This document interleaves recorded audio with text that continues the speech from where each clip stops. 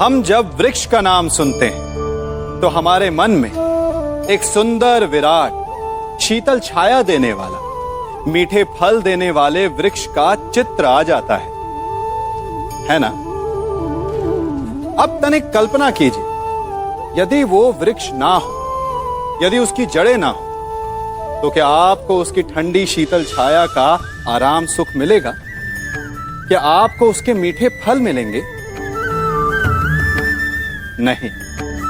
अर्थात वास्तविकता वृक्ष के अस्तित्व में है, ना कि उसकी छाया, ना उसके मीठे फलों में।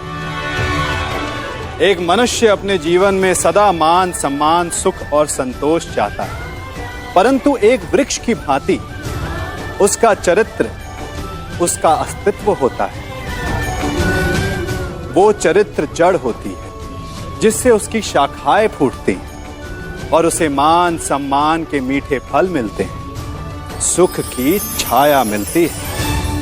सबके मन का सबसे बड़ा भय क्या है? सबसे बड़ा लालच क्या है? सबसे बड़ी चिंता क्या है? तनिक विचारिए। सबके मन का सबसे बड़ा भय, सबसे बड़ी चिंता है मृत्यु। सभी सोचते हैं, सभी भय खाते हैं कि कहीं मृत्यु ना आ जाए। सभी लालच करते हैं कि कुछ दिन और जीने को मिल जाए। सभी आशा करते हैं कि वे कभी ना मरे, और इसी मृत्यु के भय के कारण ही आप उस जीवन की उपेक्षा कर देते हैं जिसे आप जी रहे हैं। क्या कभी आपने सोचा कि आप मृत्यु से भयभीत क्यों होते हैं? क्योंकि आप जीवन में वो कर नहीं पाए जो आप करना चाहते हैं, और जो आप करना चाहते हैं वो कर पाना तभी संभव होगा जब आप मृत्यु के भय से निकलकर अपने जीवन के हर पल का उपयोग करना सीख जाएंगे। तो मृत्यु के भय से बचने का केवल एक ही मार्ग है, एक ही मंत्र है। अपने जीवन के हर पल को जियो। मनुष्य के जीवन में कितनी कठिनाइयां आती हैं, एक से एक बढ़कर जटिल समस्याएं आती हैं कि मेरा भविष्य क्या होगा, मेरे संतान का भविष्य क्या होगा, क्या मेरा ऋण चुक पाएगा, क्या मैं भविष्य में अपना इच्छित लक्ष्य पा पाऊंगा? परंतु एक बात बताइए, क्या वास्तव में ये कठिनाइयां, ये समस्याएं इतनी जटिल हैं? क्या इनमें इतनी शक्ति है कि ये आपका मार्ग रोक सके? क्या इनका उत्तर पाना इतना जटिल है? नहीं। तनिक शांत मन से विचारिए। कई बार उत्तर इतना जटिल नहीं होता जितना कि प्रश्न। वास्तविकता में आपके मन में जो प्रश्न है वो जटिल है, किंतु उत्तर तो बड़ा सरल है, और वो उत्तर है कर्म। कर्म कीजिए और धीरे धीरे आपके मन में जटिल प्रश्न और आपके मन की जटिलता दोनों ही समाप्त हो जाएगी। जीवन में हम सबसे अधिक किससे बचकर रहते हैं? किससे चिढ़ते हैं? सोचिए। उत्तर मिल गया ना। हम उससे चिढ़ते हैं जो हमसे चिढ़ता है, जो हमारी निंदा करता है। हम उससे बचकर रहते हैं, दूर रहते हैं। हमें लगता है कि वो व्यक्ति हर स्थान पर हमें नीचा दिखाएगा, हमारा अपमान करवाएगा। परंतु तनिक सोचिए, क्या एक निंदक से दूर रहना उचित है? नहीं। एक निंदक के जितना समीप रहो उतना ही श्रेयस्कर है। हमारे मित्र हमारी कमियों को छिपाते हैं, हमारी भूलों को दबाते हैं, परंतु एक निंदक हमारी कमियां हमारे समक्ष लाता है हमें हमारे वास्तविक रूप से अवगत करवाता है। अपनी कमियों को समझकर हम उन्हें सुधार सकते हैं, अपने व्यक्तित्व को संवार सकते हैं। इसलिए निंदक के लिए अपने मन में बैर नहीं, सम्मान और धन्यवाद का भाव होना चाहिए। अपने जीवन में आप कितने मित्रों से मिलते होंगे, कितनों को आप स्वयं जानते होंगे, कितनों का आप शुभ चाहते होंगे और कितने आपका शुभ चाहते होंगे। और कितने ऐसे भी होते हैं कि आपके समक्ष आते ही, आपसे मिलते ही वो अपने जीवन का दुखड़ा गाने लगते हैं कि उनका कोई कार्य ही नहीं बनता। वो क्या करे? कार्य प्रारंभ होने से पूर्व ही कठिनाइयां आ जाती हैं। कठिनाइयों के कारण वो आगे नहीं बढ़ पाते। क्या आपको पता है ऐसे लोगों की वास्तविक समस्या क्या होती है? क्या उनकी समस्या मार्ग में खड़ी बाधाएं हैं या वो कठिनाइयां जो उनके कार्य को कभी संपन्न ही नहीं होने देती? सत्य तो यह है कि वास्तव में ऐसे लोग अपना कार्य कभी प्रारंभ ही नहीं करते। आधे मार्ग से उल्टा लौट जाने से अधिक बुरा यह है कि अपना कार्य कभी प्रारंभ ही ना कर। तनिक कार्य तो प्रारंभ करके देखिए, विश्वास कीजिए आप कभी खाली हाथ नहीं होंगे। आपको गर्वित करने के लिए सफलता भले ही आपके हाथों में ना हो, परंतु सफलता पाने का ज्ञान आपके हाथों में अवश्य होगा। कल मुझे व्यापार में बहुत हानि हुई, कहीं भविष्य में फिर से हानि तो नहीं होगी? मनुष्य भी अपने जीवन में विभिन्न प्रकार के चिंतन करता है। जो बीत गया उसके विषय में रोता है और आने वाले कल अपने भविष्य से भयभीत रहता है। क्या आप भी कहीं इसी प्रकार के चिंतन में डूबे तो नहीं रहते? तनिक सोचिए, जो बीत गया उसे बदला नहीं जा सकता, अर्थात उसके विषय में शोक मनाकर कोई लाभ नहीं। और जो आने वाला भविष्य है, जिसके विषय में कोई नहीं जानता कि कल क्या होने वाला है, उसके विषय में भी चिंता करने से कोई लाभ नहीं। यदि आपको वास्तव में जीवन जीना है तो आज, अभी में जी। यदि आपका आज संवर गया तो आपके अतीत में जो हानि हुई उसकी पूर्ति हो जाएगी और आपका आने वाला भविष्य भी संवर जाएगा। समय बदलता है, ऋतुएं बदलती हैं। जब गर्मियां होती हैं तो हम उलाना करते हैं कि बड़ी गर्मी है, बारिशें कब आएंगी? और जब बारिश आती है तब हम कहते हैं कि बड़ा चिपचिप, सर्दियां कब आएंगी? और जब सर्दियां आती हैं तब हम गर्मी की प्रतीक्षा करने लगते हैं। और इसी कारण हम किसी भी ऋतु का आनंद नहीं उठा पाते।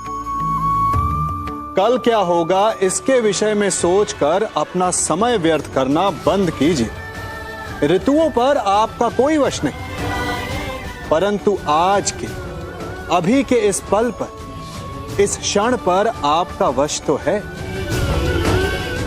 उसे जीना सीखिए, उसका आनंद उठाना सीखिए।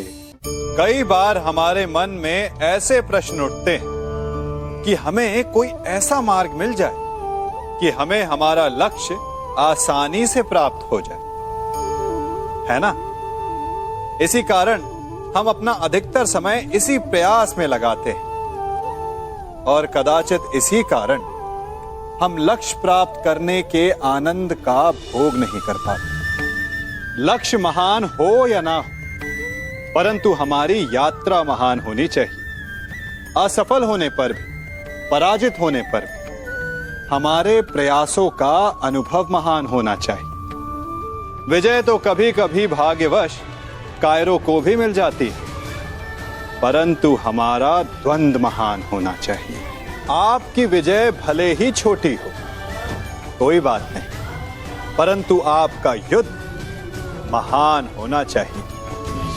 इसलिए अपने हर पल को हर प्रहार को भार दीजिए ताकि आपका प्रत्येक प्रहार प्रतिलक्षित हो सके। हम सभी प्रतिदिन अपना कार्य करते हैं तो कभी कुछ अधूरा रह जाता है, तो कुछ भूल हो जाती है, कभी कुछ हानि हो जाती है और फिर उस भूल, उस हानि के अनुभव की पीड़ा तले हम दब जाते हैं। अब आप लोग कहेंगे कि ऐसा होना तो स्वाभाविक है। यदि ऐसा है तो तनिक सूर्य की ओर देखिए। वो प्रतिदिन अंधकार से लड़ता है और हर रात्रि के पश्चात एक नई ऊर्जा, एक नए तेज के साथ उदित होता है। तो क्यों ना आप भी अपने जीवन की बीती पुरानी बुरी बातों को भुलाकर अपना प्रत्येक दिन नई ऊर्जा, नए जीवन की तरह प्रारंभ करें। विश्वास कीजिए, आपका जीवन सरल हो जाएगा और आनंददायी भी। इसे देख रहे हैं? कुछ स्मरण हुआ? आपको आपके बालपन का स्मरण करवा दिया ना इस पहिए ने। कदाचित कोई बालपन में ऐसा होगा जिसने ये खेल ना खेला हो। हां, इस पहिए का आकार एक सिक्के जितना या इससे बड़ा हो सकता है, परंतु ऐसा कोई नहीं जिसने ये खेल ना खेला हो। इसे गोल गोल घुमाते रहना, निरंतर चलाने का प्रयत्न करना, कितना आनंद आता था ना।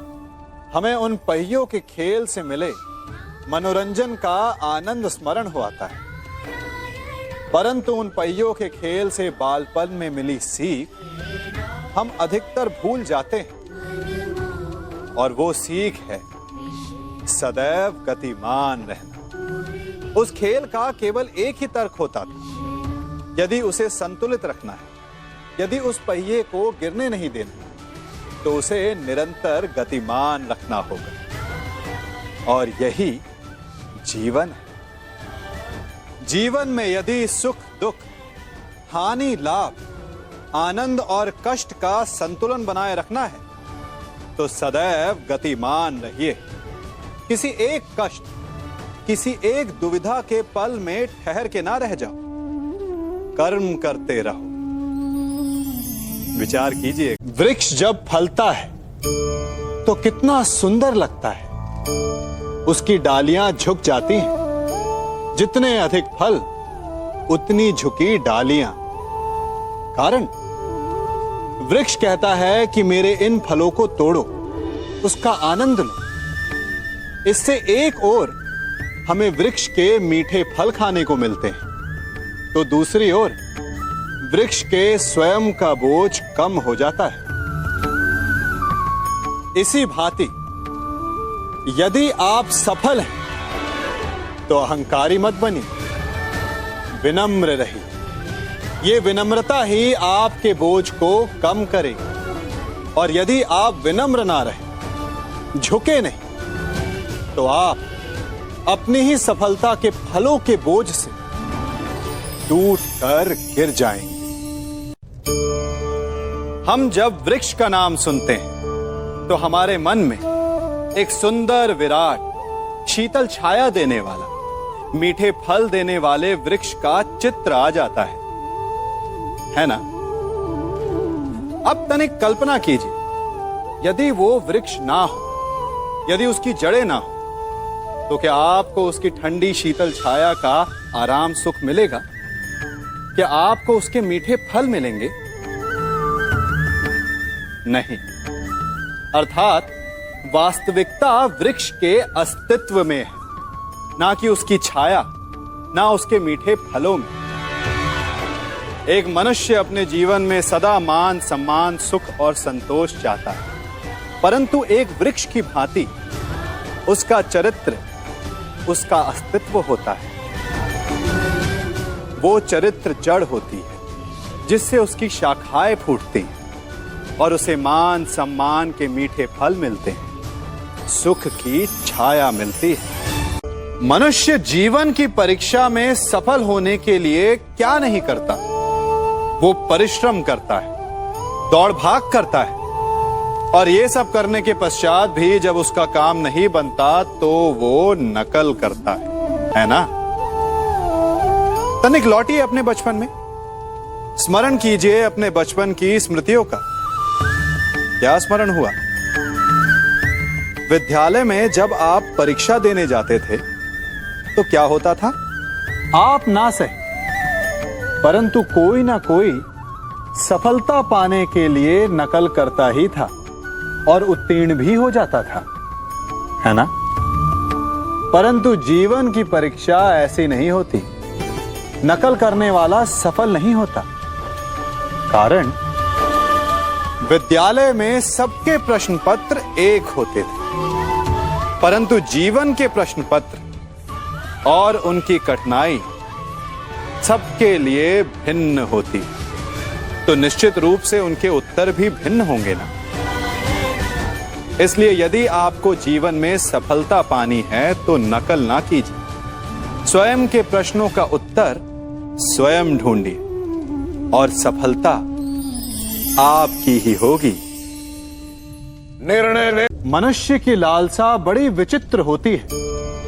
सफलता पाने के लिए वो अंधी दौड़ में भाग लेता है। जीवन का लक्ष्य पाने के लिए वो जीना छोड़ देता है। स्वयं को और अपने समय को ऐसे व्यय करता है जैसे कि वो अमर है, कभी मरेगा ही नहीं। और जब मृत्यु की घड़ी समीप आती है तब उसे आभास होता है कि वो वास्तव में कभी जिया ही नहीं। रक्त श्वेत बहाकर, अपना स्वास्थ्य बिगाड़कर असीमित धन कमाते हैं और फिर उसी बिगड़े स्वास्थ्य के उपचार के लिए उसी धन को पानी की भांति बहाते हैं और अंत में खाली हाथ रह जाते हैं। है ना विचित्र बात? तो किया क्या जाए? इस समस्या का हल क्या है? इस समस्या का हल है शांति। अपना मन शांत रखिए और अपने जीवन का हर क्षण ऐसे जियो जैसे कि आज आपका अंतिम दिन हो। अपने जीवन में इतनी शांति से ज्ञान अर्जित करो जैसे कि आप अमर हो। मरना तो एक ना एक दिन सभी को है, परंतु इस विधि से आपका जीवन सरल, संपन्न और सफल हो जाएगा।